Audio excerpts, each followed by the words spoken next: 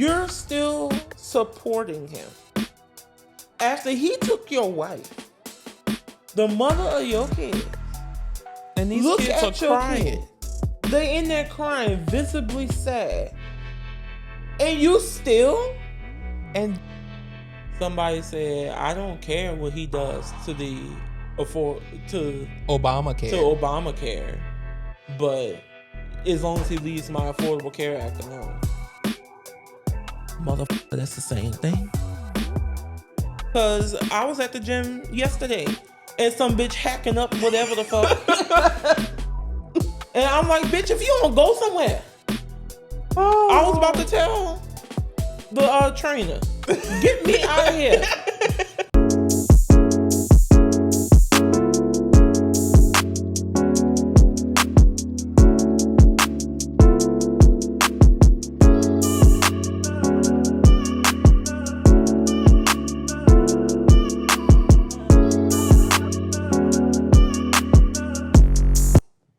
Welcome back to the Pragmotiv Podcast, where every week we tell it like it is and get you motivated to be the change you seek. We're your hosts, Trey. And Steph. It's Kameron. And welcome to episode 9. Y'all, we made it all the way to episode 9. Woohoo! So today's theme is making peace with uncertainty. So as usual, y'all, today we got another action-packed show for y'all. We're talking about Zoran Mamdani's upset win in NYC and why the Dems and the GOP are scared of him. How the Supreme Court is trying to gaslight all of us with this birthright citizenship mess. How Big Balls is taking over Social Security. And how Trump, the Republicans, and RFK Jr. are determined to make America sick again with this big ugly-ass bill they're trying to ram through Congress right now. Then we dive into why Jasmine Crockett says she's done with the Dems on a national level. We're also going to talk about the conclusion of the Diddy trial. And later on in the show, we're making sense of uncertainty and what we've all experienced on a daily, including why we're addicted to the illusion of control and how that shapes us. We will share our personal insights about coping with the in-between and chasing certainty. We're also discussing how you can ground yourself during these uncertain times. So, with all of that being said, let's go. So, like we did last week, we're going to start off this week with the briefing room. And the first thing we're going to jump in and talk about is the Supreme Court this week. So HuffPost reports that, quote, the court's ruling could now mean that once a child born to non-citizen parents leaves certain states, they won't be considered a U.S. citizen. In a move that threatens to spark chaos throughout the country, the United States Supreme Court on Friday partially blocked a series of nationwide injunctions on Donald Trump's birthright citizenship executive order. No right is safe in the new legal regime the court creates. Today, the threat is to birthright citizenship. Tomorrow, a different administration may try to seize firearms from law-abiding citizens or prevent people of certain faiths from gathering to worship, Sotomayor wrote, adding that with the stroke of a pen, the president has made a solemn mockery of our Constitution. The article goes on to say the sentiment is similar to the position the High Court has taken around deportations and habeas corpus issues. In short, individuals must bring their own unique individual cases. The majority decision appears to ignore inherent logistical difficulties that come for many plaintiffs and petitioners who lack resources to sue or simply cannot access courts. In her dissent, Justice Ketanji Brown Jackson highlighted this fact. Quote, the wealthy and well-connected will have little difficulty securing legal representation, going to court, and obtaining injunctive relief in their own name if the executive violates their rights, Jackson wrote. Consequently, the zone of lawlessness the majority has now authorized will disproportionately impact the poor, the uneducated, the unpopular, i.e., those who may not have the wherewithal to lawyer up, and will all too often find themselves beholden to the executive's whims. This is yet another crack in the foundation of the rule of law. So Vox had a little bit of a different take on what happened. Their article said the Supreme Court's birthright citizenship decision isn't as devastating as you think. And they say that the specific issue was whether all the lower courts that struck down the Trump anti-citizenship order may issue a nationwide injunction, which would block that order everywhere in the country, or whether they must issue a more narrow injunction that only blocked it in certain states or for certain families. Amy Coney Barrett's majority opinion concludes that a nationwide injunction is not allowed, sort of. Much of the opinion is about why nationwide injunctions should be impermissible, but a key section suggests that in this case, one might actually be okay. Specifically, Barrett says that courts may issue injunctions that are broad enough to ensure that a victorious plaintiff receives complete relief. This matters because several of the plaintiffs in this case are blue states that object to Trump's attempt to cancel many Americans' citizenship. And they argued that it would be unworkable if birthright citizenship was the rule in some states, but not others. In any event, Barrett does not ultimately say whether she finds the argument persuasive, instead concluding that the lower courts should determine whether a narrower injunction is appropriate in future proceedings. So the holding of CASA seems to be that universal injunctions should be rare, but they are permissible in some cases, including possibly this case. So the article goes on to say, during the Biden administration, MAGA-aligned federal judges in Texas routinely handed down nationwide injunctions on highly dubious grounds, which, as y'all would know, was the reason a lot of the student loan forgiveness stuff didn't go through. So they say, indeed, this practice so frustrated Biden's Justice Department that even after Trump won the 2024 election, Biden's Solicitor General, Elizabeth, I hope I don't mess up her name, Prelogar? Y'all see it on the screen. Filed a brief asking the justices to limit their use. So, as mentioned above, Barrett leaves the door open to a nationwide injunction in this very case. She also suggests that opponents of Trump's anti-citizenship order can bring a class action and obtain relief very similar to a nationwide injunction. Although plaintiffs seeking to bring class actions must clear additional procedural bars. The court, in other words, resolved very little. It appears that nationwide injunctions are still allowed at least some of the time, and they might even be allowed in this very case. So to me, they just seem to be lazily bopping around from issue to issue, and they fail to meet the moment of clarity every time they need to be clear about something. Every time.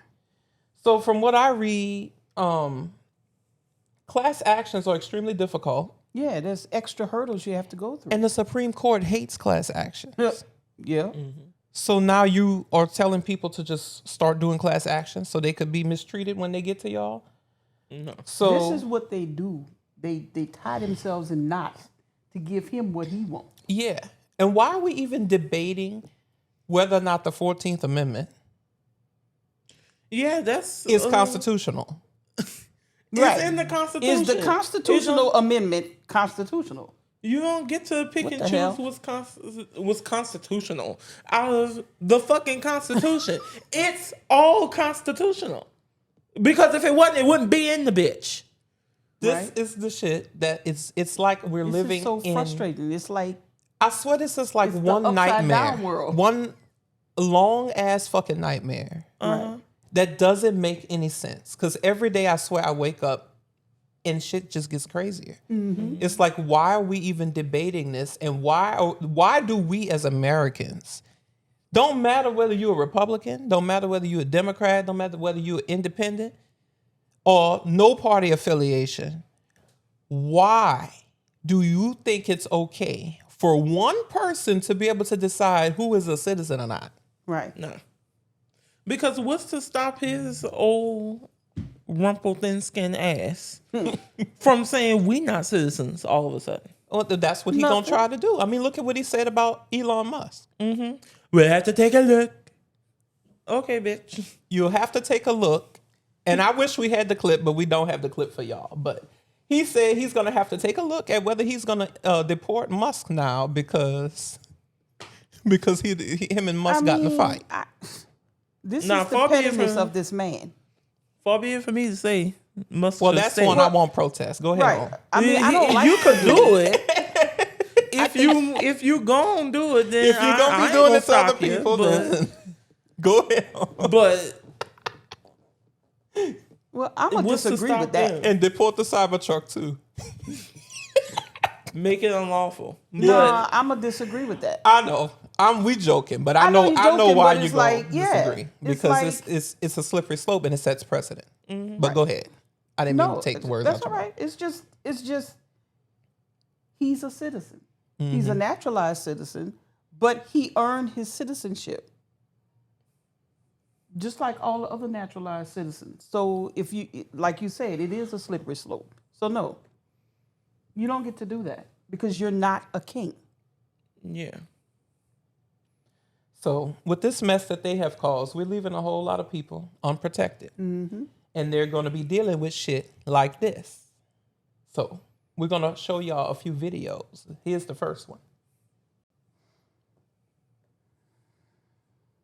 You can record, stay back a couple feet. In a targeted operation, masked Border Patrol agents detained Reza Fatiha in West Los Angeles around 9 a.m. on Tuesday. He's an asylum seeker. When Reza's wife, Marjan, saw her husband being arrested, she ran outside and she was also taken into custody. Why are you doing this? Why are you doing this? You want to be arrested as well? Marjan suffered a medical emergency and collapsed to the ground. They came here for freedom, not like this. Shame on you. I was devastated. I was so shocked to see that. It's just triggered my mind that where I am, I'm in USA or a street of Tehran. Pastor Arya Tarosian of Cornerstone Church, West Los Angeles, says the Iranian couple detained are members of his congregation. He says another Iranian couple from his Church of Christian Faith was taken into custody on Monday following a mandated court appearance. The agent came and asked the family, come, we want to update your address, and they took outside the waiting room. Pastor Tarosian says they are all asylum seekers with valid work permits and no criminal records. This should not happen. And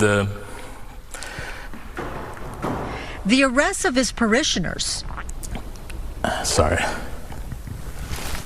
have prompted Pastor Tarosian to take an unthinkable step, urging his congregation not to attend church out of fear for their safety. This is just utterly ridiculous and un-American. I got something. Okay, so those people are from Iran. Mm-hmm. These people who are in charge of this country, they're supposed to be Christians. You have Christians being persecuted in predominantly Muslim countries like Iran, Iraq. And these people sought asylum here because of their faith. They're being persecuted. They would be, right. Mm-hmm. And you're going to send them back to a hostile environment after they have fled for their lives. So that is not of God. That is not Christian. Definitely not. Mm-hmm. It's just, it's cruel. It's evil. And it is heart-wrenching to see that lady had a medical emergency. What if she had had a heart attack and died, what they would have said, oh, fuck, oh, well? Yeah. I believe Basically, it. it's just really, I just can't. Because we don't know who is in this secret militia. No. I mean, it could be some of the ICE agents that were employed before this madman's administration. But who has he hired since then? It could also be white supremacists. It could also be Proud Boys. It could also be who knows who. Right. Yeah. I mean, they could literally be hunting immigrants like people hunt deer. Yep.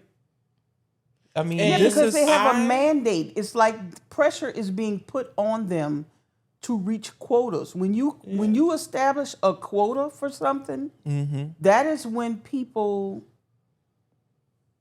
feel compelled to do things out of the ordinary.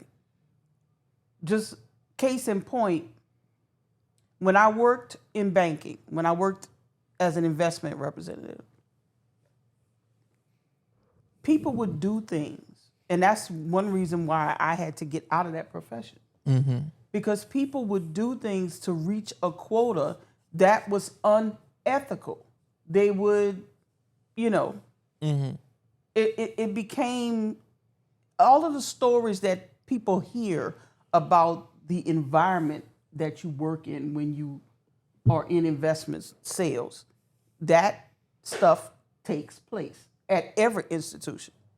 Yeah. And it's just because you have a mandate to reach a goal, to reach a quota. And even on the other side, in the retail banking part, it was how many checking accounts can you get? How many credit cards? How many this? It makes you feel compelled, and this is only thing on their mind. Yeah. Is finding somebody that they can lock up. And it's just cruel, it's evil, it's wrong, it's immoral. Yeah, and nobody should be treated like that. Yeah. But to make matters worse, this is what they're doing to American citizens. So y'all watch this video.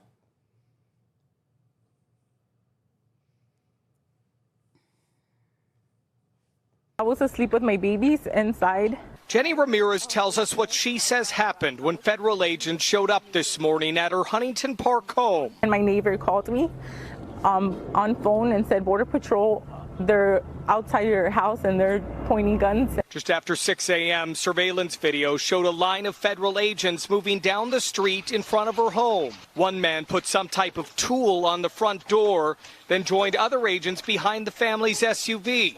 Seconds later, a SWAT vehicle pulled up outside, followed by an unmarked white Suburban. Then you'll hear a few muffled announcements over a loudspeaker.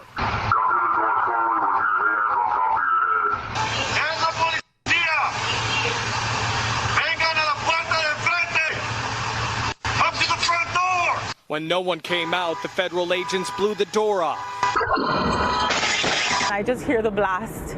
All of a sudden, I just hear the blast, and I told them, I am in here with my babies. What's going on? They shattered the window first, and then the second big bomb came when they broke the door down. The blast woke up the neighbors, too. I'm not going to lie. I thought we were being bombed.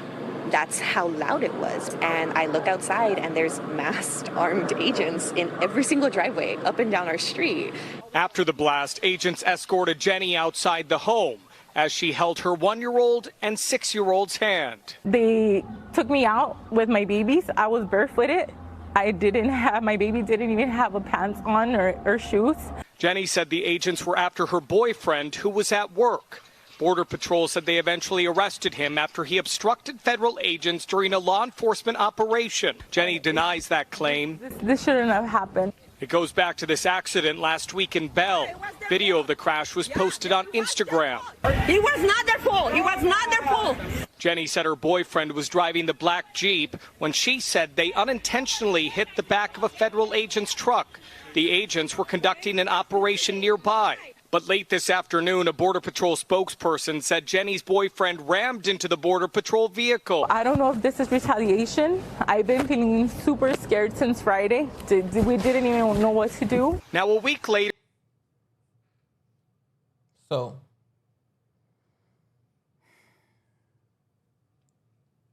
So you have Who's next? You have no regard for any of the occupants of a dwelling.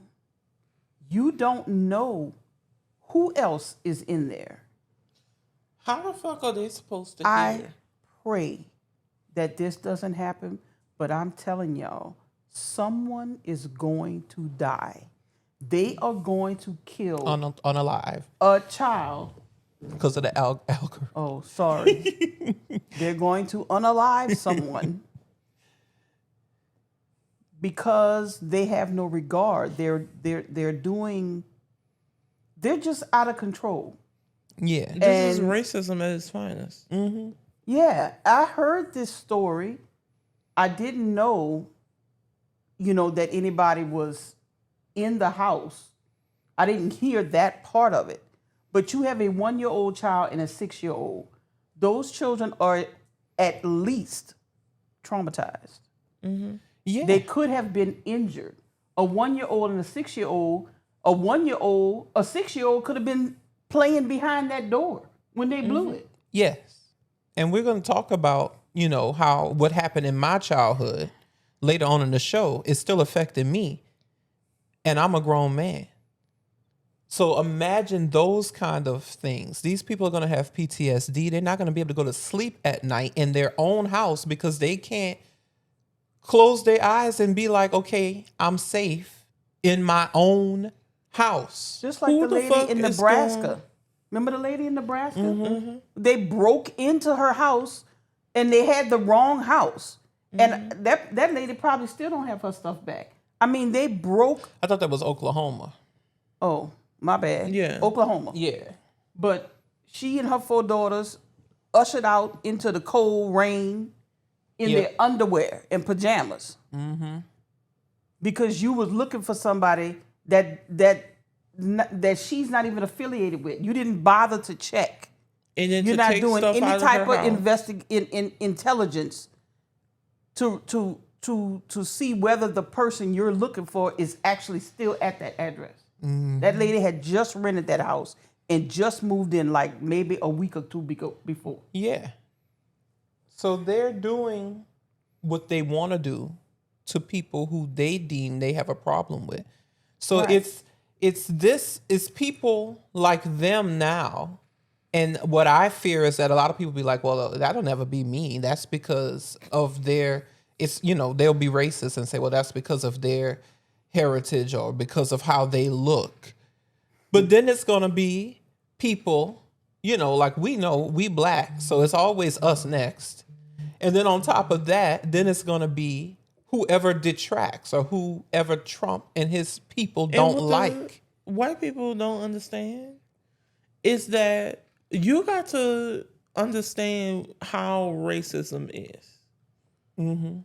Whatever background, just the hate in general. Yeah, and whatever background they are, once they rise to power, is going to be the supreme background. Mm-hmm. Which means, like, if it's going to be like, well, what heritage? What part of Europe is your heritage from? Yeah, they're going to keep making that circle smaller and smaller. It's like it's a slippery slope. You could be next. Somebody is always next. I mean, literally study the rise of Hitler, and you have right the motherfucking roadmap to this bullshit that's you going on mentioned right Black now. people being next. Black people already. Mm-hmm. Haitians are Black. Mm-hmm. Yep. And they're doing it to Haitians. It's so much going on that you don't hear about everything. Because it's hard to cover. It's hard to cover. It's hard for us to cover. You look at social media and you see all these videos. Yeah. Of what's and then we have to be going careful, on. guys, with what we say. Like I was just talking about with the algorithm, because if we say certain words, then it doesn't get circulated as much. Right. And we have the. And I'm still learning about that. We have the evidence now to prove that. We could look at this video and it didn't go as good as the next one, and we look at what we might have said in this one. So it's a lot that we have to do, but we feel like, hey, this is important for us to. It is important to speak on, because if we don't say nothing, that's how this country got into this problem. Yeah, because a lot of people just don't say nothing. The misinformation we're and the putting silence. ourselves in danger to say something. Because just like they rolled up on some U.S. citizens just because they rear-ended them. Yeah, and I mean, they can, because we said something, could come rolling up in here. You know that spam blonded bitch just chomping at the bit. So what happened to, you have to go to court and prove that somebody did something? It's due process. This is what we're saying. They're out of control. They don't care about due process anymore. I mean, to me, the way it should work is ICE should not be able to enforce that. You should be in charge of immigration. So if they assaulted you, allegedly, by running Then into your call car, then you should call the local police department like I would have to do if someone intentionally ran into the back of my car. Well, no, that wouldn't be the local police department because they are federal agents. You in the jurisdiction. You're in the jurisdiction, but federal agents, if you assault the federal agents, that is a federal crime. Then but they still shouldn't shouldn't be able, they should still have to bring It a would federal be the FBI that should. case. Yeah. I just feel like they're operating independently. They're operating lawlessly. Yeah, and they shouldn't be. The next president of the United States needs to round every last one of these motherfuckers up. They need to find them and round them up and put them under the fucking jail. Trust me, they ain't gonna be able to find them. No. Because I would Then personally bet the higher ups that they're not keeping records. The Trump administration, they're not gonna keep Keeping the records of what? Then like who these masked agents are. Oh, they have to be keeping records because they're paying them. You ain't paying them cash. But I don't think they're gonna keep records of this agent arrested this person at this date. No, I see that. I don't point, think yeah. they do. Then that. we get the higher ups. First of all, I don't think they're competent enough to be doing that. But then they purposely wouldn't want to do it. So this is dangerous, and people better wake up, because this is like when you look at other people, that whole mindset of, well, it ain't me, or even the fact that some people in the news and some people on social media will be like, well, what did they do? It's like you constantly want to look for what did the other person do instead of being objective. I'm not saying you should immediately say, well, law enforcement was wrong. No. But you're just immediately going to, well, they must have did something to deserve that. No. And that is the definition of a bootlicker. And I ain't putting nobody boot in my mouth. Fuck them. So, moving on from this terrifying topic to the next terrifying topic. Remember last week when I told y'all Big Balls had quit? I'm still. Well, he done bought his ass back now. I know you fucking lying. So, it was all calculated to get him to resign as a full-time employee instead of continuing to be the temporary Doge employee. So now he's able to legally gain access to more info. So Wired reports Big Balls is now at the Social Security Administration. Edward Big Balls Korenstein, one of the first young technologists brought on to the Elon Musk so-called Department of Government Efficiency, has returned to the government shortly after resigning. Edward Korenstein joined the Social Security Administration this week as a special government employee. Stephen McGraw, an SSA spokesperson, tells Wired, quote, his work will be focused on improving the functionality of the Social Security website and advancing our mission of delivering more efficient service to the American people. Korenstein's rehiring comes after a White House official told Wired on Tuesday, that was last week, y'all, that the 19-year-old had resigned from his position in government. A Trump administration official confirms to Wired that Korenstein did indeed resign on Monday and then was brought back to by the SSA later in the week. So Korenstein became a full-time government employee at the General Services Administration on May 30th, Wired reported earlier this month, converting from the restricted special government employee classification, which has a time limit of 130 days. As of Tuesday afternoon, Korenstein's Google Workspace account with the GSA had been disabled, and his name did not appear on a list of DOJ employees on the federal payroll maintained by a senior administration official. The GSA did not respond to multiple requests for comment. The article continues that Korenstein was one of a handful of DOJ engineers who worked across many government agencies, including the Office of Personnel Management, the Department of Health and Human Services, the U.S. Agency for International Development, the State Department, and the Department of Homeland Security, among others. Korenstein isn't known to have previously worked at the Social Security Administration. At 19, a 19-year-old high school graduate who worked at Musk's Neuralink for several months, Korenstein has gone by the handle Big Balls online and joined the government with no prior experience. He has also founded a company called Tesla.Sexy LLC in 2021 and worked for a startup known for hiring black hat hackers. He was reportedly fired after being suspected of leaking internal information. So, he was fired for leaking internal data. So let's put him in charge of the fucking Social Security. Okay. What the actual fuck? yeah, what the actual fuck? This is a problem that is going to span not one term, No. We're not talking 2 terms, decades. Oh, yeah. not Definitely 3 decades. terms, and probably not even 4 terms. It's probably going to span the next 3 presidents of the United States, if they are all 2-term presidents. If not, it's going to be more.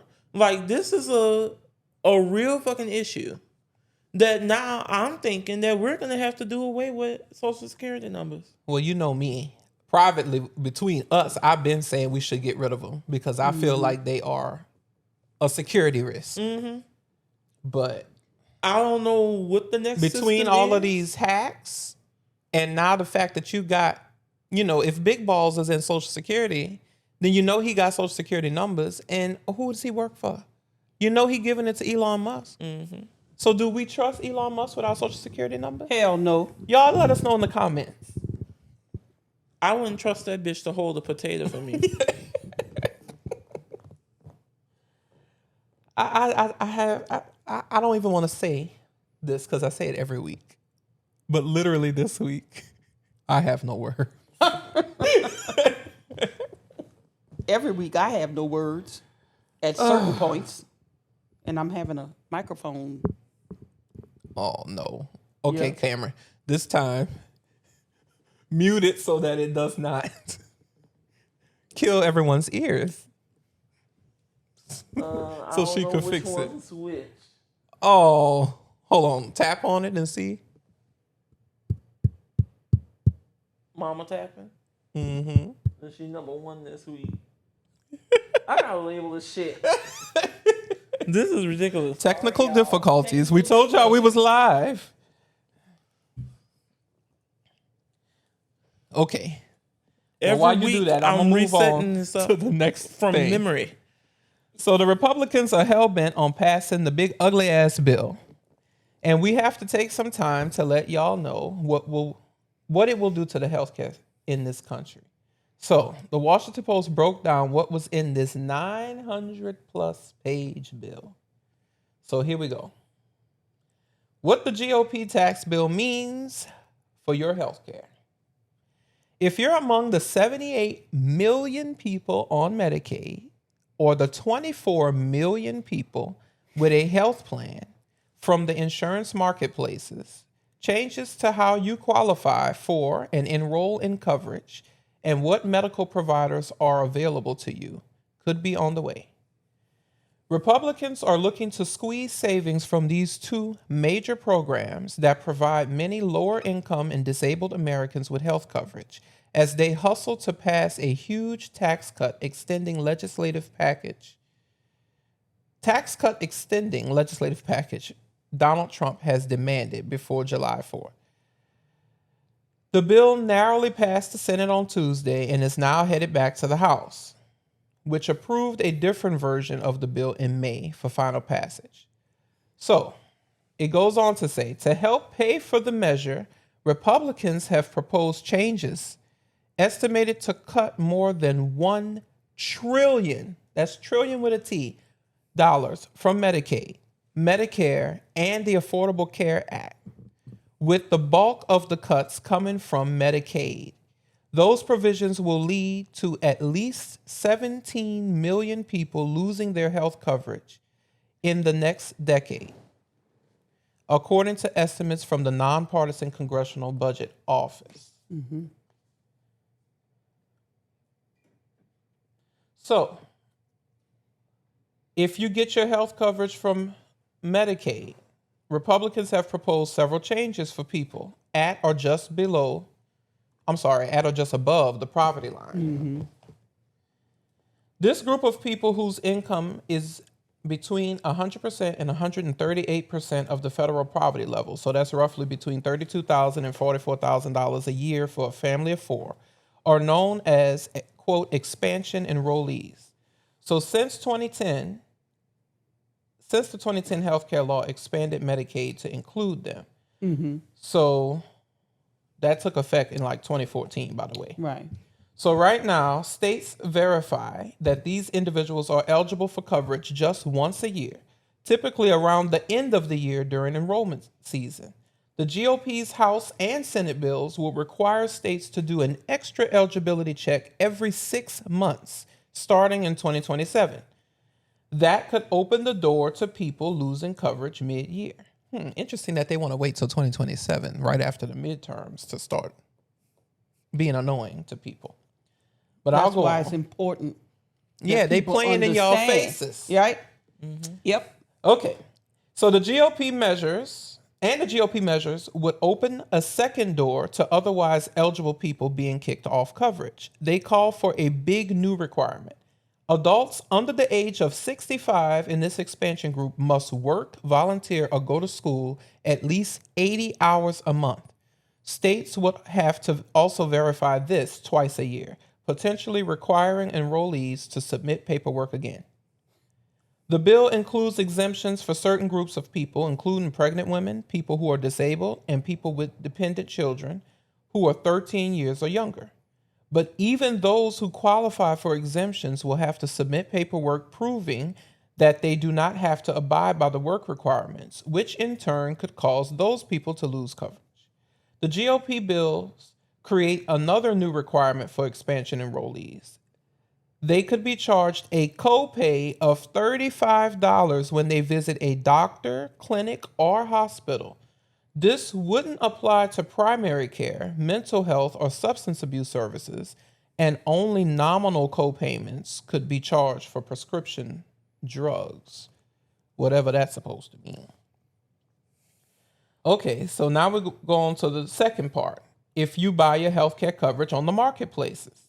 So in most states, people have from November 1st to January 15th to sign up for federally subsidized private insurance plans. But the GOP legislation would cut that sign-up period down to 6 weeks, ending it on December 15th.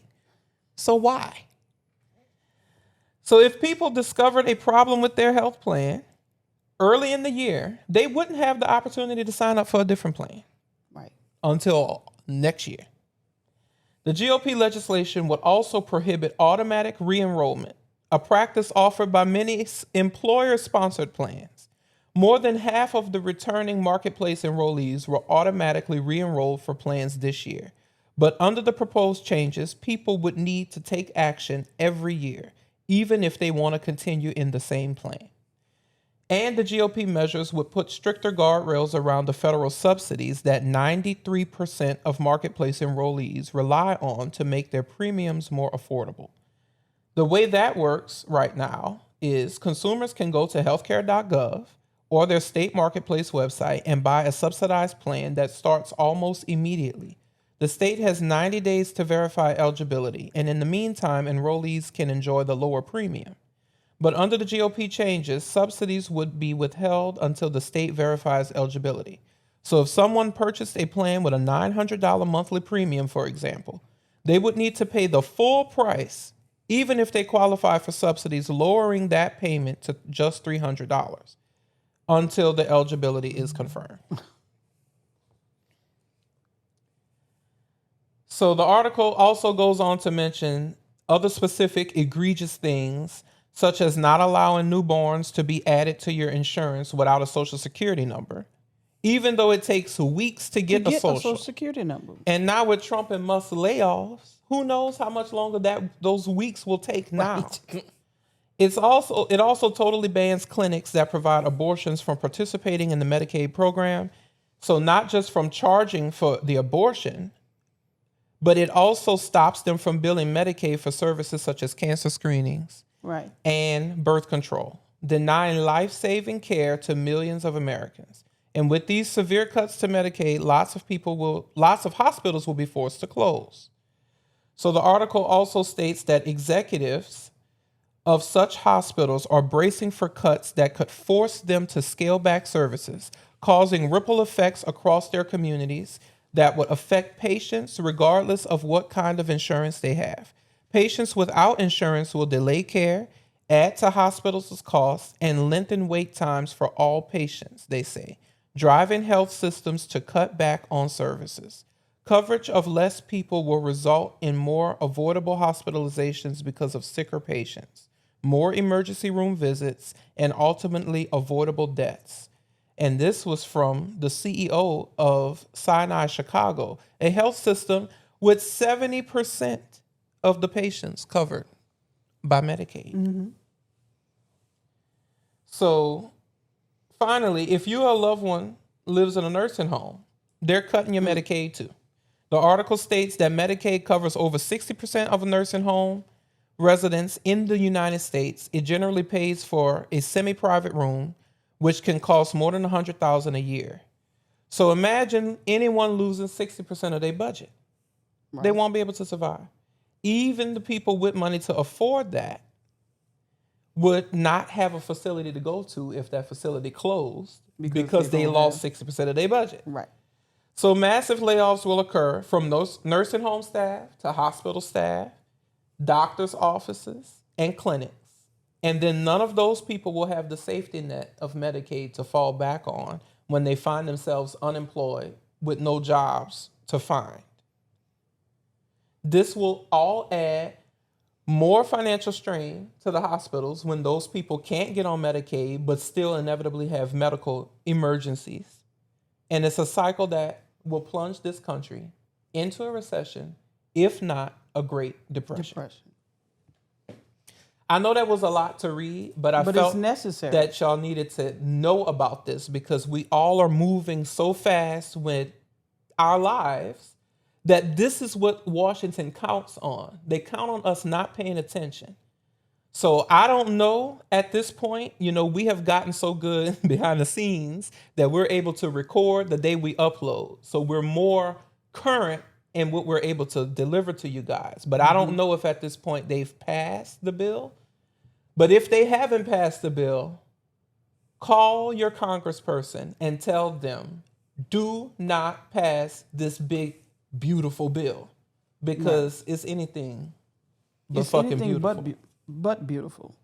And the thread running through, to me, the things that they do, and I'm going to mention a book here. Mm-hmm. The title of a book is called Caste by Isabel Wilkerson. If you haven't read that book, read it because it explains a lot about what I feel ultimately is their goal for us as citizens of this country. They want the rich to be richer and more powerful, and they want us to be destitute and under their thumb.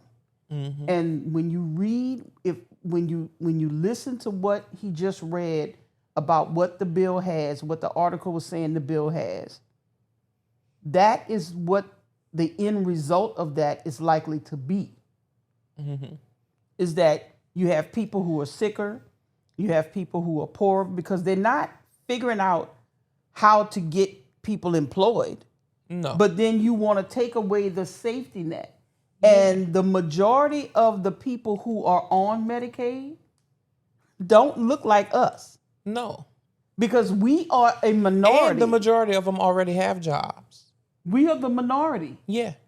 We're only like 13, 14% of the population. Exactly. So this myth, the thing that they sell about the welfare queen. Yeah. Ronald Reagan with that bullshit. We don't make up enough of the population to cover the millions, multiple millions of people that are on Medicaid. The people who are on Medicaid are his supporters. And they have voted against their own interests for decades. Fafo. And this reminds me of right after the election. Somebody said, I don't care what he does to Obamacare, but as long as he leaves my Affordable Care Act alone. Motherfucker, that's the same thing. Right. Like, it boggles the mind. And then when somebody told him that, hurt. When somebody told him that, because somebody had to at his ass and tell him that. What did he say? He said, damn Democrats, why did they name it that? The Democrats didn't coin the term. Y'all did that. Y'all named The it that Republicans thinking that would make people not want it. Right. And Barack was like, okay. I do care. I do care. It takes a Democrat to actually give a shit about y'all, but then you turn around and spit in their fucking face. If y'all had just voted for Kamala, this wouldn't be happening. You would still have your insurance. Nope. People are going to be unalived. And we're not delusional. We're not sitting here saying, oh, everything was perfect. Oh, no, it Far wasn't from it. perfect. The Democratic Party has a lot of know stuff how they to need to take care of. Y'all don't know how to play the long game. Y'all must suck at poker.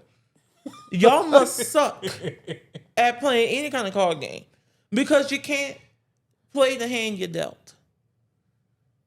Sometimes you have to double down and even triple down before some shit will actually come to fruition. You want your insurance and you want it to be better. We want it to be better too. But you have to stay the course. But switching up and going to the Republicans is why you're in the mess. So, being able to speak from actual experience in being in that unlucky number that became of age right before the Affordable Care Act took place and having debilitating conditions that I've talked about numerous times. I was in that coverage gap. And it took me years to recover my credit from the amount of medical debt that I had just from having to go to the emergency room because I had no coverage. Even after appealing to the state to try to get coverage and being denied. And this is what they're trying to plunge everyone back into. Right. So what drain on the system was I at that time as an 18-year-old who had so much medical conditions that I would have needed to make $110,000 as an 18-year-old fresh out of high school in order to have the health care coverage from a private company that I would have needed to cover my ailments. I had to go to the ER or die. I went to the ER and couldn't pay the bill. So the system had to pay the bill. Right. So this is what you're going to do to these hospitals. You're going to put them out of business. And I can tell you why they're doing that. It's because they subscribe to this stupid ass, cockamamie ass, made up conspiracy theory called the Great Replacement theory. They think that there's too many of us compared to them. They think that we're going to overtake them, being 13, 14% of the motherfucking population. They think that, okay, so America is browning. It's the browning of America. And this is what they're seeing. And so they want to remain at their status. This is what the white nationalism and the populism and whatever you want to call it, that's what it's all about. It's not just, us as black people. It's all the other non-white races that are in the minority majority, if it makes sense. But that's what it is. And it's coming, and they've known that for decades because it's been predicted with the population growth, intermingling of intermarriage, That's why they don't want immigration. That's why they're not just going after what they call criminals. Right. That's why they feel the need to go after everybody. Photoshop MS-13 right on Kilmore's knuckles. Mm-hmm. First of all, why the fuck would a tattoo be perfect text like Times New Roman text? I didn't know somebody could draw Times New Roman. Second of all, gang members and criminals are not in your database unless they've been in the system. Mm-hmm. They're not at Walmart. No. They're not at Home Depot looking for work. They're not cutting grass. They're not working in hotels and hospitality. Mm-hmm. If they're doing that, then they're not really that successful at being criminals, are they? All right, so continuing on their quest to make America sick again, RFK Jr. seems eager for more pandemics. According to IFL Science, after controversially firing the old team, U.S. Health Secretary Robert F. Kennedy Jr.'s new pick for the USA's top panel of vaccine advisors are now getting down to business. And they've been holding some pretty key votes. One of the most notable surrounds the flu vaccines, which they voted to recommend. That is, as long as they don't contain an ingredient called the thimerosal. Use medical term. THIMEROSAL. Thimerosal. My New Orleans is going to come out at one point or another. Thimerosal. Thimerosal. Okay, I'm ready. So, one of the most important parts of the vaccination process is to stop vaccines from becoming contaminated with microbial nasties during their use. This can happen when a single vial of vaccine contains more than one dose.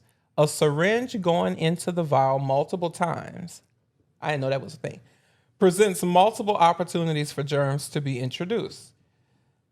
That's where thimerosal comes in. It's a preservative that can prevent the growth of things like bacteria and fungi, helping to reduce the chances of infection. It's been used this way since the 1930s, It's been used this way since the 1930s, according to the FDA. Mm-hmm. Its use has significantly declined since then, thanks to the reformulation and development of vaccines in single-dose vials. Y'all got to forgive me today, y'all. Apparently, I can't read today. So despite the decline in its use, thimerosal has also become a target of misinformation. Because why not? Right.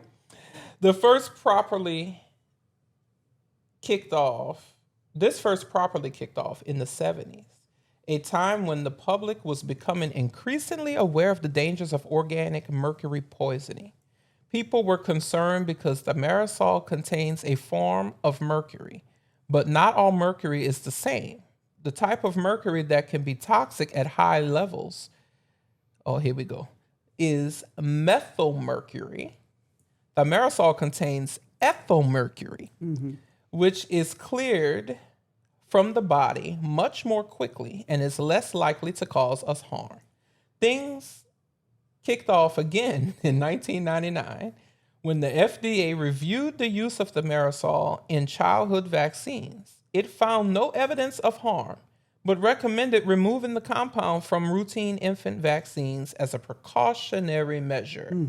In 2001, it removed or reduced the aerosol in all vaccines except that for flu, given to children under the age of 6. Claims began to circulate that the reason for this was because the aerosol was behind the rise in autism diagnosis at the time. That's not necessarily surprising. The atmosphere at the time was ripe for the spread of vaccine misinformation, with Andrew Wakefield having earlier made that claim that measles, mumps, and rubella, MMR, could be causing autism. So it should be noted that what this panel does or does not recommend ultimately determines what your insurance, private or public, will pay for. So their decisions will affect people's lives and whether they live or unalive. Oh, wormhead. I'm starting to be just as sick of you as I am as your goddamn boss. I mean, that's the thing that I really want people to realize is that, okay, you elect Trump, and a lot of people said, like AOC posted this thing asking people why did they either vote for her and vote for Trump, or if you voted for Trump. Who voted for AOC and Trump? Apparently a lot of people split ticket. And then mute my mic, Cameron. Then you had other people who said they regretted they vote for Trump. But and they were saying, okay, I thought if I voted for Trump, that the other parts of the government would check him. We are the United States. The president has immense power. He's not just a figurehead. But the thing is that y'all need to understand that. Understand how your government works. That goes back to what we were saying before about the lack of knowledge. And it's intentional what they've done. When I was in high school, you had civics. We had Schoolhouse Rock. So make no mistake, you elected Donald Trump. You also elected Robert F. Kennedy. You elected Pete Hegseth. You elected Elon Musk. All of these people wouldn't have been able to do none of the damage that they have done to this country if you did not put Donald Trump at 1600 Pennsylvania Avenue. It's simple. You did it. You got to live with the consequences. You elected I'm just a bunch starting of couillons. not to have the patience. That's a Cajun French term for idiot. A bunch of couillons. Cameron, you buffering? They gonna make me say another Cajun term. May lie. Right? Motherfuckers. Y'all really need to fucking learn how the government works. Like, it's getting ridiculous at this point that you don't know.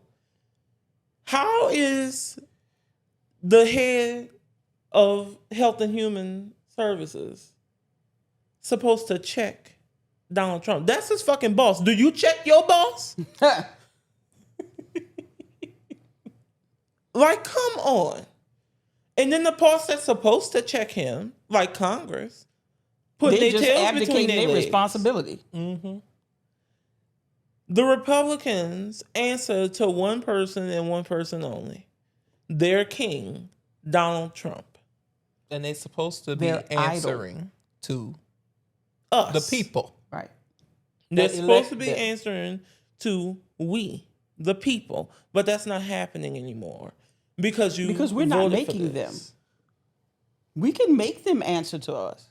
Yeah. By kicking them out of office. Y'all, by not putting them the people, it's like the boss that never comes into the office.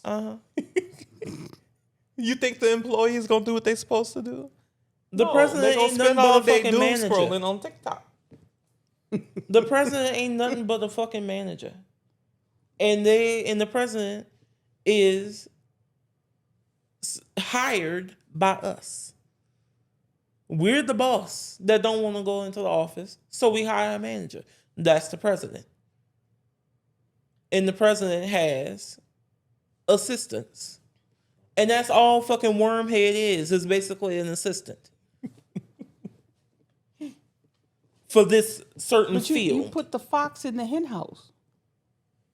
I'm starting to believe that they don't know sayings like that. They don't understand Couillon sayings. is in charge of the asylum. I'm just like, y'all know for me, like I was just talking about, this is really like personal to me because personal to me, vaccines is what keeps me alive with my diminished immune system.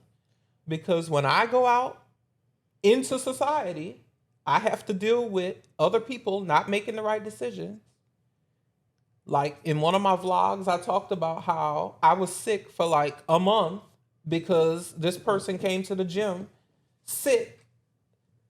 Like, I get mad when people come to work sick, but I could halfway understand because you don't have as much sick leave. You know, you need your money. We a country that doesn't have sympathy for that kind of stuff, and we should.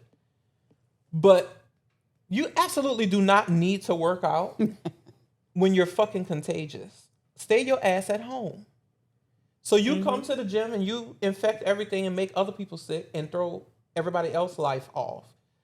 So yeah, vaccines is important to me. And no, they do not cause autism. No. Or else I would have been autistic. Nah. Y'all I've gotten all my vaccines. I had every last COVID vaccine. And save it, anti-vaxxers. Skip on to somebody else's channel. Don't even. Yeah, because y'all just a bunch of fucking idiots anyway. Don't even. And I'm just sick of the shit because I was at the gym yesterday and some bitch hacking up whatever the fuck. And I'm like, bitch, if you don't go somewhere. I was about to tell the trainer, get me out of here. Yeah, I be running from people in the gym too. If people keep testing me, I'm gonna run up with some damn people duct tape. With I'm their gonna put bodily it over odor. your damn mouth. Take a bath. Oh hell! This done turned into exposing the gym. Sorry, not sorry. That's all why right, y'all. When I get this financial with us. fortitude to afford some shit, just go off. I am gonna have a home gym. Fuck all of these motherfuckers out here. Because if somebody give me COVID again, I'm throwing hands. You know what I found though? I had the best time Sunday evening in the gym. There wasn't nobody in there. I had the whole gym to myself. And that's when the fuck I'm going. For Wait, when? Shit. When you go? Sunday evening. Okay, bet. Okay, so now we gotta switch gears and talk about the New York City's mayor race. New York City mayor's race. I really cannot talk today. I'm gonna hand my cards over. Okay. New York State Assembly member Zoran Mamdani ascension to presumptive Democratic nominee, which I think yesterday he was actually confirmed as the Democratic nominee. In New York's mayoral race has reinvigorated the conversation about which ideological faction of the Democratic Party should lead the way as it aims to rebuild. Mamdani, a self-described democratic socialist in the style of Representative Alexandria Ocasio-Cortez and Senator Bernie Sanders, centered his campaign on affordability with bold promises: free childcare, fare free buses, and rent freezes. I think that the Democratic Party must always remember what made so many proud to be Democrats, which is a focus on the struggles of working class Americans across the country. Mamdani told ABC News senior political correspondent Rachel Scott after his upset victory in the party's primary on Tuesday. Another dynamic at play in this race, and for Democrats nationally, was age. A well-heeled former governor Andrew Cuomo, 67, conceded to the 33-year-old relative newcomer. The concession comes as some in the party call for a new generation of leadership to take the reins of the party. We should note that after conceding, Cuomo has now decided to, quote, unconcede, and says he will not drop out of the race now. I guess he's exploring running as an independent like the current mayor. Yeah, but all y'all gonna do is split the independent vote. It's ridiculous that a man who's credibly accused of the stuff he was credibly accused of SA. Yeah. Mm-hmm. This algo speak is driving me nuts. I know. I hate it so much. Like, I'm not the kind of person that likes to sugarcoat things or beat around the bush. That's what y'all gonna come to learn about me. I pull no punches. I say what I mean what I say, and I don't beat around the bush. I just hate it. I just spit it out. So what is it called? I'm brutally honest. Algo speak. Oh, Lord. And having to do Algorithm this shit speak. really is working on my nerves.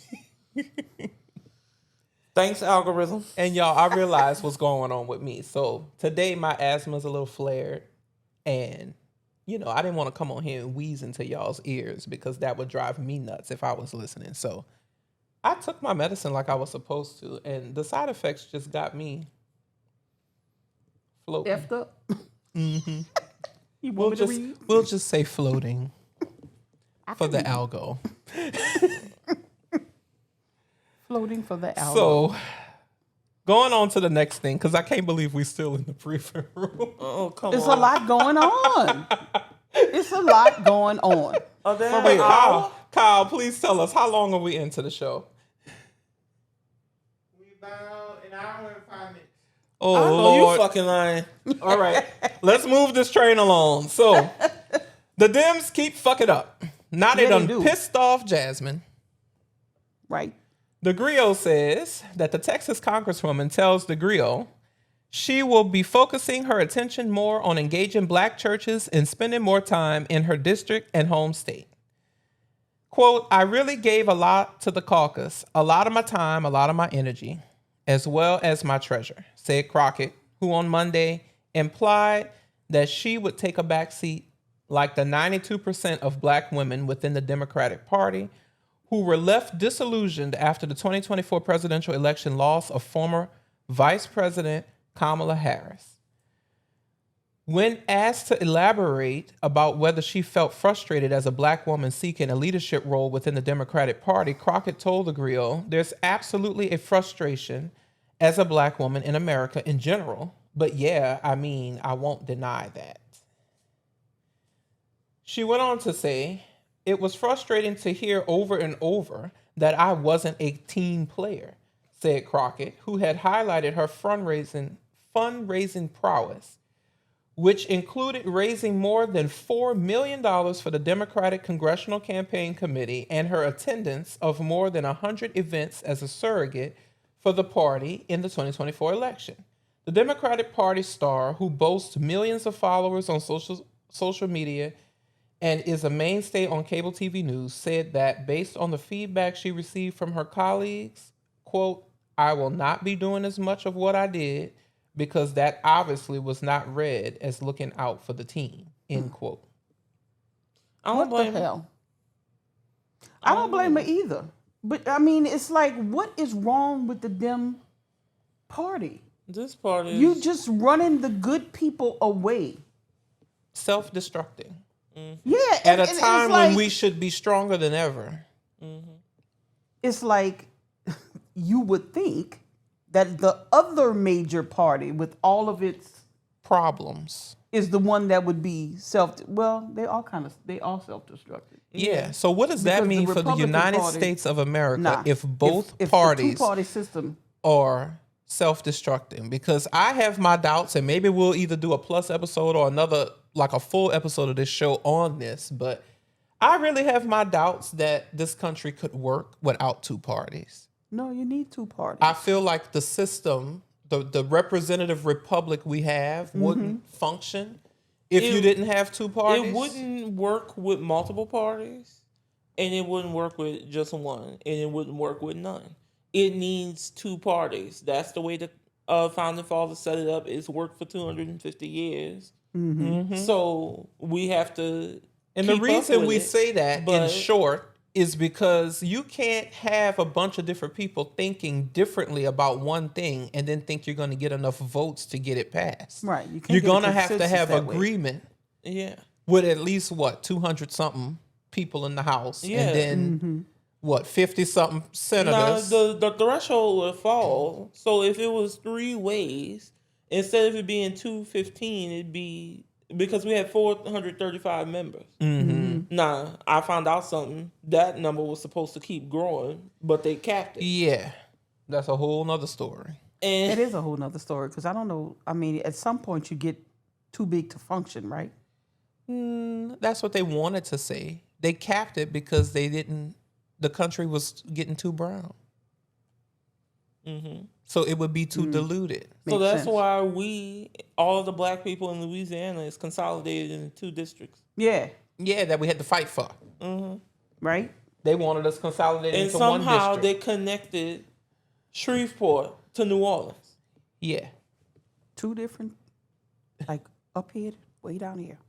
So we need the 2 parties, but what I'm afraid will happen is that the Democratic Party will fuck themselves up, and the Republican Party have already fucked themselves up.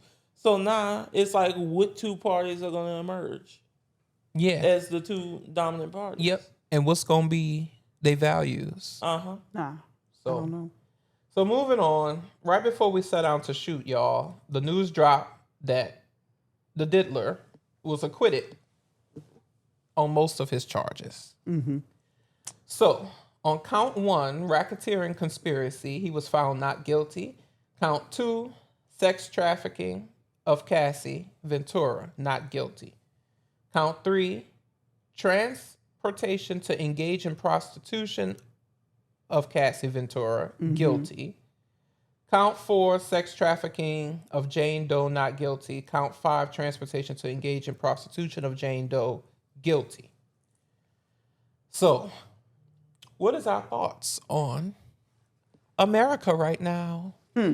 They found him guilty America- of the lesser 2 charges, but they still. So the way it was explained, and I didn't really know this. So the jury found him not guilty of those 3 larger or more serious charges, the RICO and the other 2. But in his sentencing, the judge, who was there for all of the testimony, the judge can decide when he's sentencing that some of the acts that he heard that can influence his Sentencing. His sentencing. So he could be 2 to 10. He right? could get a longer sentence. Yeah. He should. I mean, if I was the judge, that's what I would do, just based off of what was presented, what was testified. That video. Yeah. It's really, And I don't know. I It makes think you not have faith. Not that we was really. I think that Americans are just, this is just a backlash thing against the Me Too movement. And they don't want to believe women. Yeah, but like it's one thing to not believe, Cassie. It's another thing. It's another thing to see it on video. Like the video isn't fake. Because the lawyers were saying that in order to convict him of those other 2, not the RICO, but to convict him of those other 2 charges, all you needed was one instance where you as a juror were convinced that she said no, that she was being coerced by force. So she Coercion. wanted to leave, Or fraud. and he was dragging her, and we that's- all saw they met this. that burden. Why would you not want to punish him for that? Or They said save the her facts from this? that I they mean, saw. how do we know he's not going to be, retaliatory? That video just because she's proved with that somebody those else. That they texts. saw of her texting her consent for the F-offs. But If he did that, we I think saw we it could on say free video. call. If we saw it on video of him doing that to her, maybe she was scared. Corroborating testimony from the male escort that was in the room and was still in the room, because the defense tried to say that they was having a domestic fight because of a cell phone, because something over the cell phone, but the person, the male escort was in the room and he said no, it wasn't because of that. He was still in the room, so obviously he wasn't finished freaking off and she was trying to leave. So that right there is force. The extorting of her mother was coercion. So I just don't understand. And how are they just glossing over these other crimes? Yeah. And why wasn't there one They was having jury? a domestic fight. One so juror. why isn't he in jail for that? Influence gets you off of a lot of shit. And If I was on that jury, we'd still be in there. Everybody fucking weekend and holiday would have been ruined. Yep. I would say we're not leaving here. it was trying to get. I think so. I think that's how it is with a lot of juries. They just want to get out in time to go do what they want to do. I would say, no, we're going to sit in here. And Donald Trump already said we have too many holidays and we get too much time off. Really? Then stay your ass off the motherfucking golf course then, bitch. Nah. The country that gets the least amount of fucking vacation days. People in other countries take siestas and fiestas. All right, so our last thing in briefing room for this week, we got a FAFO for y'all. Watch this MAGA couple get torn apart by Trump. And the worst part about this couple getting torn apart by Trump is that the husband is still brainwashed by his dear leader. Watch.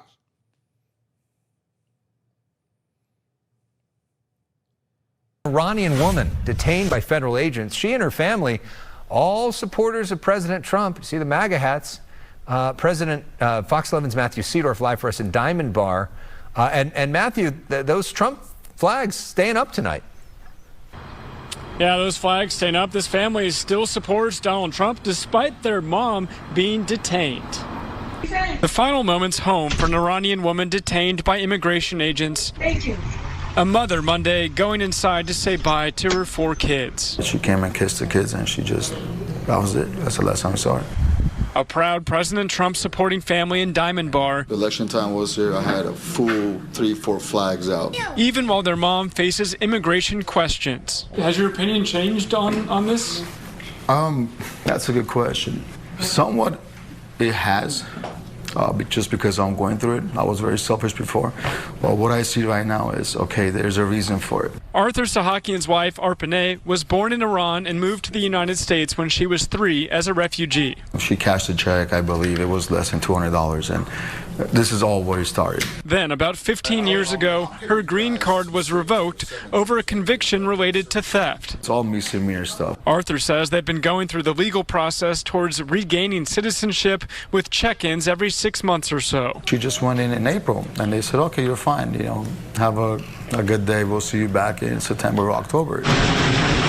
Then last week, the United States bombed 3 nuclear sites in Iran, increasing tensions and concerns of Iranian sleeper cells retaliating in the U.S. I'm very for of them seeing the Iranian nationals because of the sleeper cells. I understand that. Federal sources tell Fox News that more than 130 Iranian nationals were detained in the U.S. this last week. I think it will resolve a lot of issues because we all know exactly who's in here for what reasons. Even though I miss her dearly, but I think we could do a better job of you catch someone, you see they're national, and do a background real quick and see if they have ties to the community and ties to families over here, and let them go. What do you think's going to happen? I'm on the list to be going to a different facility. Arpaneh speaking with us on the phone, uncertain about her future. Any regrets with your vote?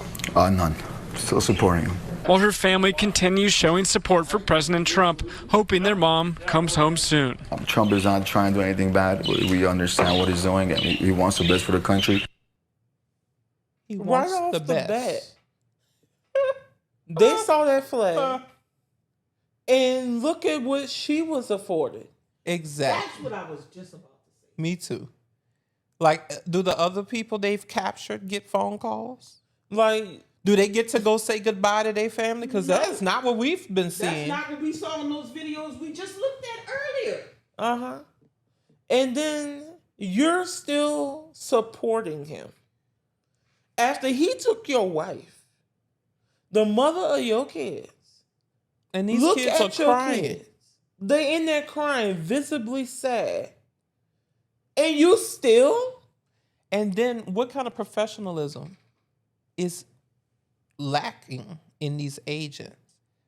Do they literally have mandates when they show up to your house if you flying a Trump flag to be like, I don't know. be nice But to they them? didn't blow her door. No. This is bullshit. So on that note, moving on from the briefing room. That's the end of the briefing room this week. Like, he took your wife. And you still So on your knees. Let's get into something. the illusion of control and our obsession with certainty. How can we make sense of uncertainty?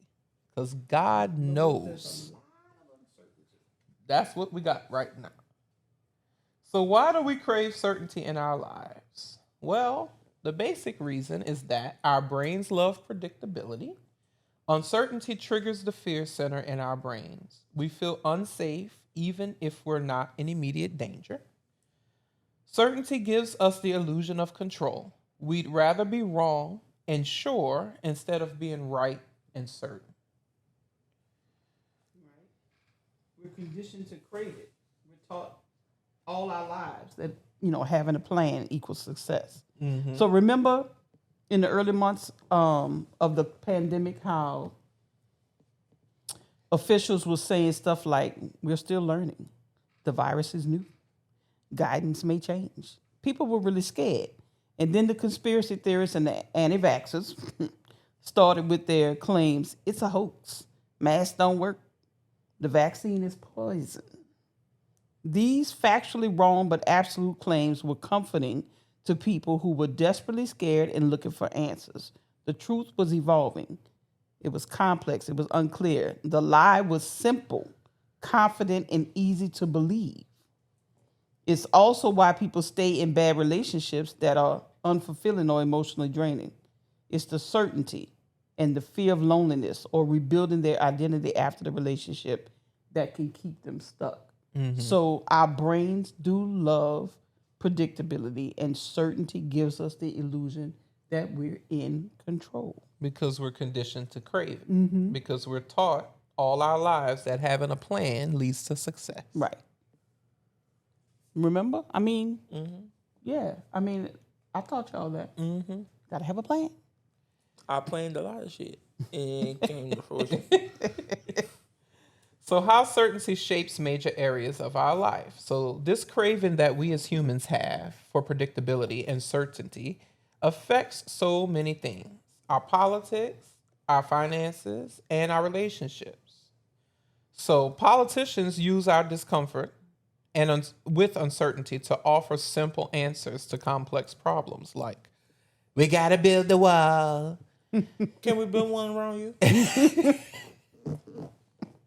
Immigration is a complex problem of economics, foreign policy, labor law, and humanitarian concerns. But simplifying it to just the need for a physical barrier gives the impression of certainty and security. It also scapegoats immigrants as the source of the problem. Right. So this craving for predictability also affects how we deal with our finances. Right. Uncertainty makes us default to survival mode and do irrational things like Cameron's favorite thing to complain about, hoarding toilet paper. Oh, yeah. The first side problem, y'all worry about wiping your ass. For why? I could think of more important things Selling off your investments at a loss to feel some sense of control. Right. And I know you probably got something to say about that. Oh, yeah. So every time there's uncertainty or some type of major crisis, there's a lot of disinvestment. You notice how the Dow Jones Industrial Average will plummet when something happens. If the Dow drops and you sell your shares, that's when you lock in the loss. People just panic and go, "Oh, I'm getting out of the market," that makes the market more volatile. So lots of people also chase the get-rich-quick schemes like crypto and the meme stocks. Remember in 2021 and 2022, how mass investments in GameStop and NFTs and Dogecoin were fueled by all the talk on TikTok and Reddit. Remember that? Yeah. These weren't financial decisions. They were emotional bets on hope.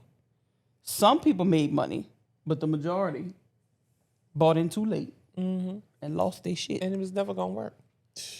So this longing for predictability can also affect our relationships, like we mentioned. So people will choose familiar dysfunction over uncertain growth. They stay in situationships. They may date for months, but never define their relationship, even though they're acting like a couple. Ghosting, avoiding awkward conversations and potential rejection, or they fear being vulnerable because opening up requires being okay with the unknown. Will they accept me? Will this relationship last? The same thing plays out on a national scale. When a society feels overwhelmed by economic, social, or cultural instability, it craves the familiar thing, even if that thing is dysfunctional. We see it. So I I think that Trump is that familiar thing for people. Don't know why. I think so. He's the known quantity. His behavior is predictable, even though it's erratic. And his messaging strikes at the chord of people's emotions. So familiar dysfunction feels safer than uncertain growth. And it's not necessarily about agreement. It's just the familiarity with that emotion. So yeah, I could see that. What happens when that illusion crumbles, though? Well, when we feel like we don't have control, we either freeze up or lash out. There you go. Or find someone to blame.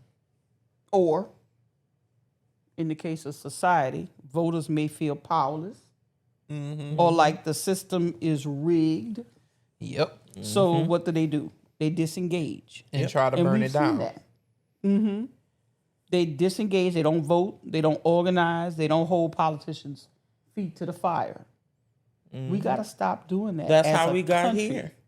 Yep. And sometimes, you don't know what to do. So you feel stuck and then you don't do nothing. And that is really the problem. And lots of people struggle with that. I'm not going to sit here and say I haven't struggled with that. There's lots of things people procrastinate on.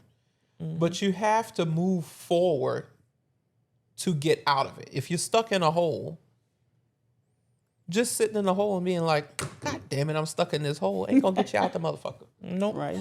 Climb out. So in the case of dating, a person may fear rejection, so they never initiate any meaningful connection with someone.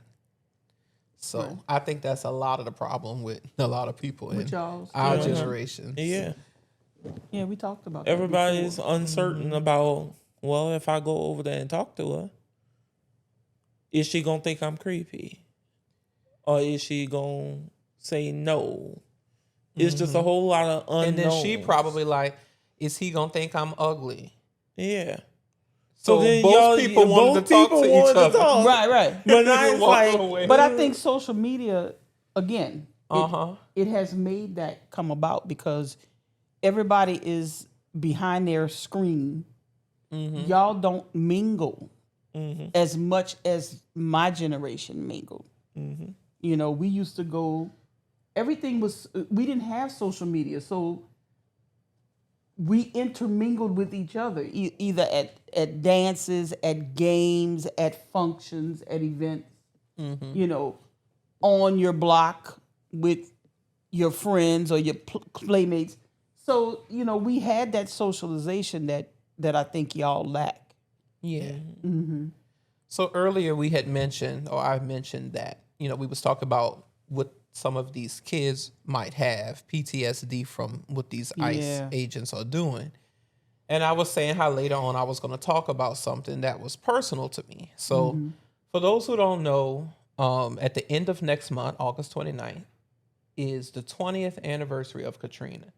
And this episode really had me thinking when we sat down to plan it and we was looking at the topic of uncertainty. And I was thinking about how in my life that has been such a huge cause of anxiety for me is not having things be planned. I've become more of a planner than I used to be. And then when things don't go according to plan, it causes me anxiety. And then I have to, like, I don't want to say panicky. I'm just like, I need to fix this. Uneasy. Yeah, I'm uneasy. Mm-hmm. I have to go back and try to rework the calendar to make this fit into this and do this so that I could fix this and not all of this is messed up because I had planned for this to happen at this. And that's been the problem in my adult life. And I trace it back now that I have started therapy, which I was averse to doing for a while. I don't know if you knew I was averse to doing it, but I don't think you verbalized that, but I know men in general tend to be averse. Yeah. I just And didn't black men feel in like particular. I needed it. I felt like, I'll just be wasting my time, wasting the therapist's time. And I'm so glad that I have it now because it helps me put things into perspective. So going back to Katrina, that was a shocking experience for me, of course, with everything that happened. And we will be doing at least an episode on it. Behind the scenes, we're trying to decide if we're going to do it kind of documentary style and spend some time trying to produce it over the next few weeks, or if we're just going to sit down and talk to y'all about it. So just stay tuned for it. But we will cover it one way or the other and tell y'all our complete story going through the hurricane from beginning to end. But basically, before that storm, my life was predictable. I could say in 3 months, I'm going to be here. I'm going to know, I'll be at this school and it'll be Christmas and I'll be doing this. And ever since then, just that shock of leaving school on Friday evening or Friday afternoon rather, and planning to go back to school Monday morning, but being in a completely different part of the state Monday morning, and then by that next Thursday being in a completely different state with my whole life changed and my whole way of living gone. Altered. Right. Forever. And yes, New Orleans has recovered in many ways, but the New Orleans of today is not the New Orleans of pre-Katrina. It just doesn't exist and it never will. And that's what a lot of people, they may not understand that. You could fix things back, but it'll never be the same. So a lot of people in the city, we still define things as before Katrina. Yeah. Oh, that was before Katrina. It was just a different city. So I think what happened to me with that is I have real PTSD and I don't like to really plan things for fear that they'll get messed up. I just innately feel like when I plan this, it's going to get messed up because that's what happened to me when I was 11 years old. So I saw that in my 20s as I've tried to do multiple different entrepreneurial things.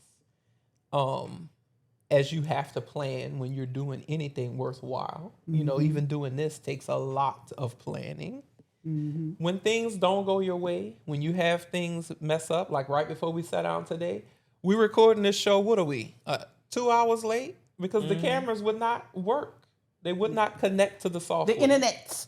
So, and we take all of our we put all of our effort into making this the best we could do. Right. We have really good internet, but still, even with those things, sometimes it just doesn't work. So those things can cause you a lot of anxiety. So certainty, I think, especially living in today's time, is something that we're going to have to learn to get over. Because with climate change, with the weather getting so unpredictable, I mean, you could literally have an afternoon thunderstorm, spawn a tornado, and lose your house. Right. And change your life forever. You could have an election, change the way everything fucking works in the span of 6 short months. So we have to learn how to start prioritizing our mental health. Laughing, like a lot of people criticize the videos that Kamala Harris is posting of her laughing and just enjoying herself. Why y'all hating on somebody being happy? Why you hate How miserable are you? I wish I could copy and paste her joy. Yeah. Because Lord knows I need it. And that's what we try to do here, which we're not putting on. We really do laugh at this shit. Yeah, I'm laughing at y'all. I'm laughing. We everything doesn't have to be so serious. What the kids saying now, I'm kikiing at y'all. No, that's an old term. Kikiing. Oh, I guess TikTok made it popular again. That's what TikTok do. I mean, TikTok will come up with a song from like 20 years ago. And everybody like, I love this new song on TikTok. I'm like, it's not new. It's not new. That shit is 20 years old. So that was my moment that I wanted to share. So I will go into detail, like I said, in the episode about Katrina, from beginning to end. I'm gonna try to lay out and put y'all back into that space. Now that is gonna be very emotional for all of us. Yeah. Especially remembering things like the fact that my dad isn't here anymore. So remembering that time is going to bring up memories of him. Yeah. And he was supposed to be a part of that. Yeah. That's, I had originally planned something, to do for my channel. And he was supposed to be a part of it. So it is very hard. And it's hard to think that it's 20 years since that life-changing I was 4 and a half. event. And even I remember. Yeah. But going on through my life, that lack or that fear, that anxiousness with certainty, I've seen it rear its ugly head over and over again. Like when COVID started, that shit was just crazy to me. Like, not having food in the stores. Yeah. Like, fuck the toilet paper. They didn't have no damn food. Like, I remember we had to get up at like 5 o'clock in the morning to try to get to the store, be the first person in the store. And when you got sick, that uncertainty. So what I've learned in life is that you can't control what you can't control. You have to be okay with that and find ways to move past it and do the best you can do. One thing that I am happy about with myself is that I am very good in a crisis. I don't panic in a crisis. I just pay for it after the crisis is over. So all of the depression and anxiety kicks in after I weather the storm. So that's just how I am. Like, what the fuck was y'all doing with it? What? You still stuck on that damn toilet paper? Yeah, boy? what the fuck was y'all doing with it? I didn't know what he was talking about. I speak Cameronese. Yeah, you speak Cameron. Was you building forts out the shit? Like what? Yo, that's how me and Cameron are. It'd be so funny. Like in the morning, like if we get up in the morning, we go to the gym, right? And we might make a joke or say something funny. Literally at 6 o'clock that evening, we'll bring that joke back up and start laughing about it. Just like he just did. All out of context. And both of us just instantly get it. It's just, I was thinking about it. I couldn't stop thinking about it. That's what they was doing on YouTube, building them forts. So y'all had anything Just y'all wanted to add? Yeah. I've chased certainty from a young age because, like we were talking about before, you're always taught to have a plan, to plan things, to like, where do you want to be in 5 years? They literally would ask you that on job. Where do you see yourself in 5 years? So chasing certainty for most of my somebody adult asked somebody life. that on Pop the Balloon the other day. What? Where you Where see yourself in 5 years? And did they pop the balloon? I would have. I'm sure would have too. I'll Like, tell what? the person at the job interview, where do you see yourself in 5 years? In your chair?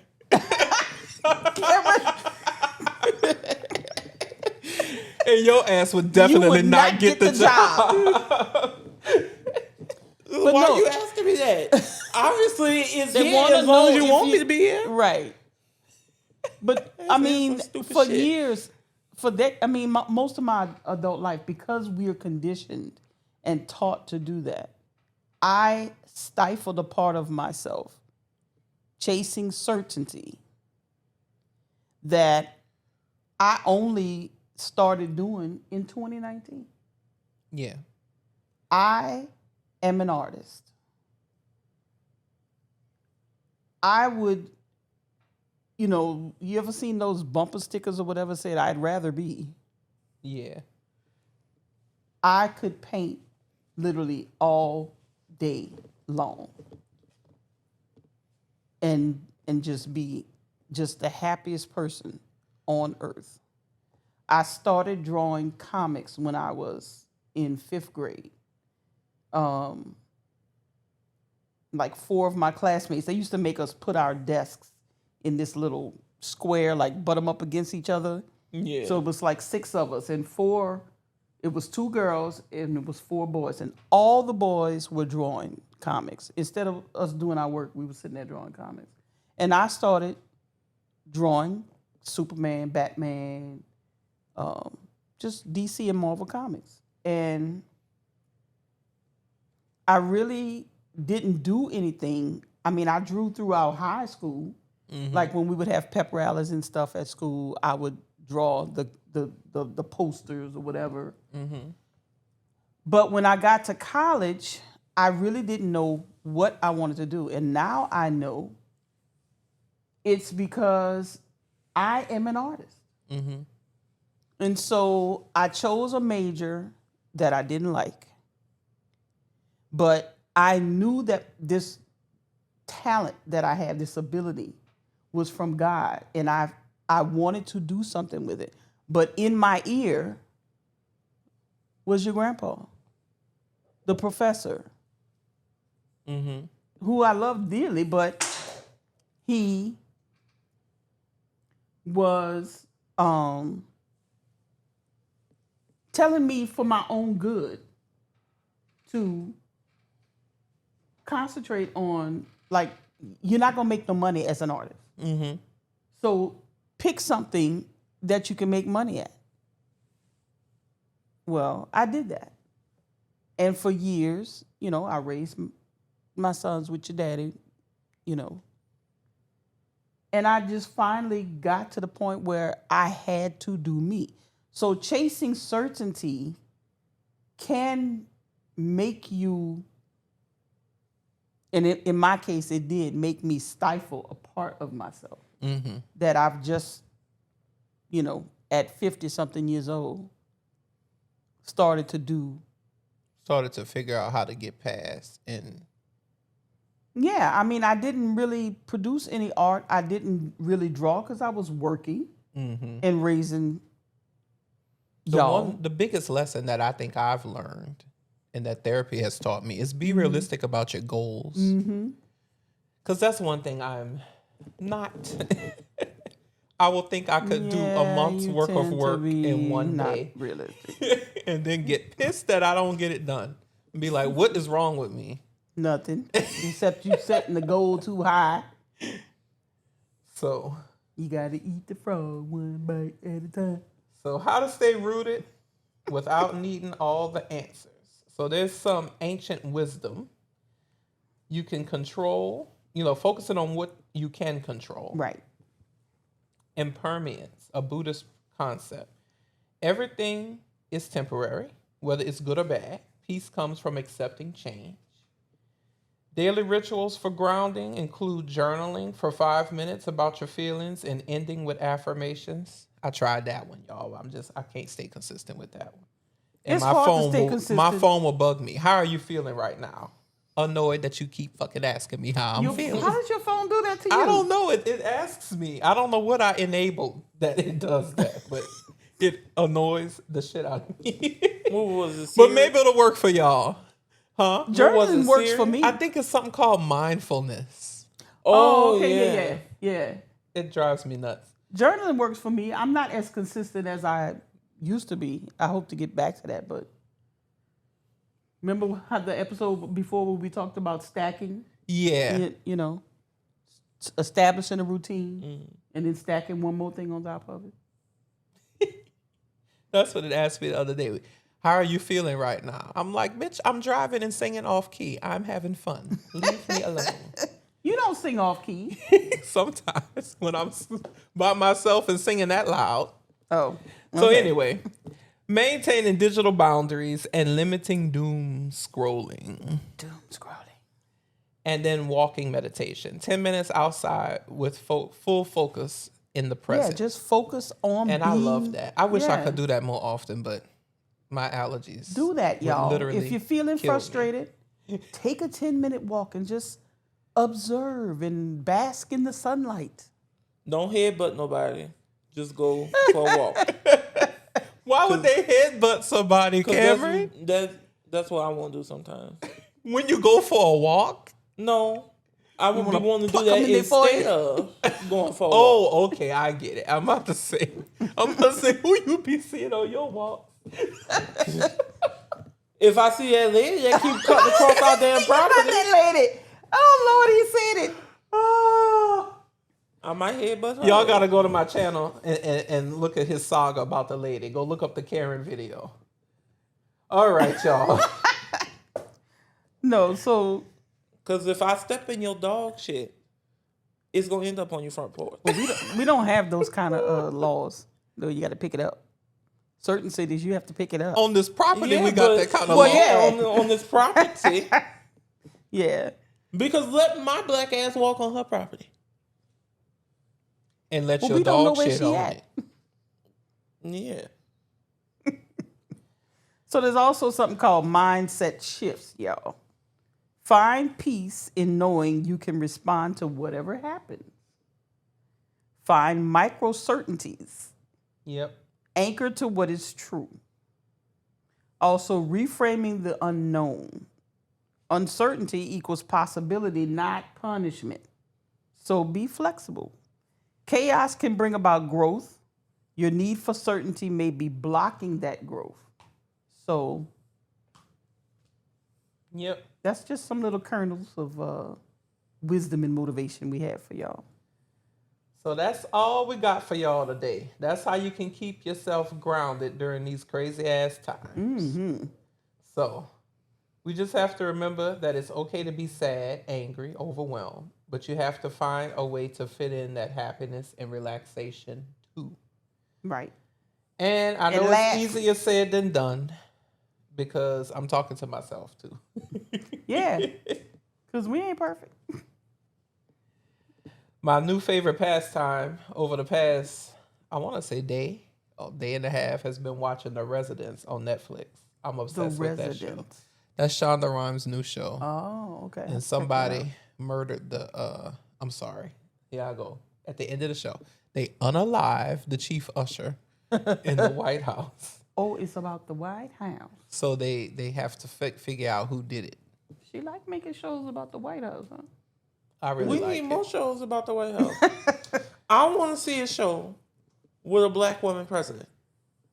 We need to do a cartoon about the White House. So y'all tell me, do y'all do this? Because there was a time where we had like all of the subscriptions, but as y'all could imagine, that shit gets really expensive really fast. So now we cycled them around.